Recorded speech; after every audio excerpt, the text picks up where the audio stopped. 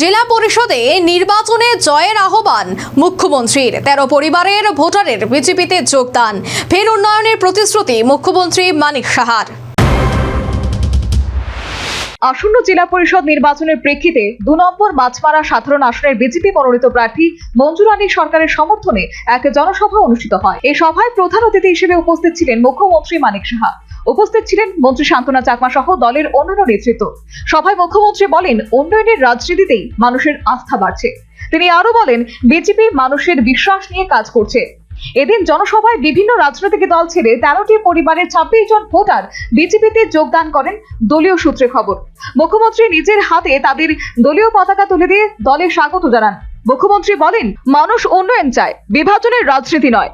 রাজ্যের সকল অংশের জনজাতিদের কৃষ্টি সংস্কৃতি রাজ্য সরকার ধরে রাখতে চায় বলে জানিয়ে এ ব্যাপারে নিজ উদ্যোগের কথা জানিয়েছেন মুখ্যমন্ত্রী।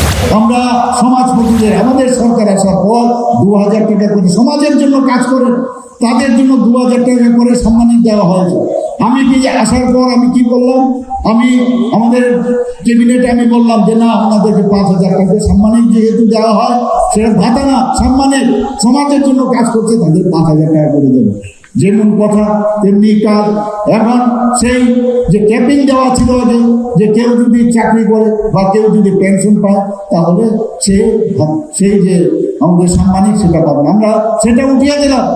এবং সেখানে যে 19টা জনজাতি গোষ্ঠী আছে তার মধ্যে দেখা গেল এটা উঠানোর পরও সমাজপতির যে ব্যবস্থা সেটা 12 থেকে 13 হয়।